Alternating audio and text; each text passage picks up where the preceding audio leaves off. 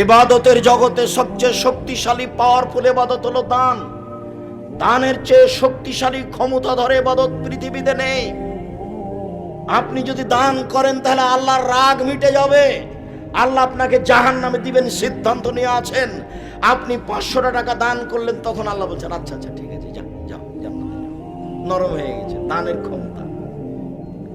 আপনার মায়ের কবরে শাস্তি হচ্ছে, আপনি 5000 টাকা দান করলেন, কবরের শাস্তি বন্ধ।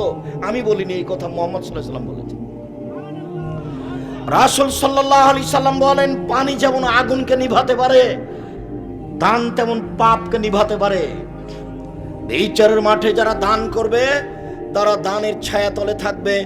যতক্ষণ পর্যন্ত বিচার চলবে ততক্ষণ পর্যন্ত দানের ছায়াতলে থাকবে। আমি অনুবাদক মুহাম্মদ সাল্লাল্লাহু আলাইহি ওয়াসাল্লাম এভাবে বলেছেন।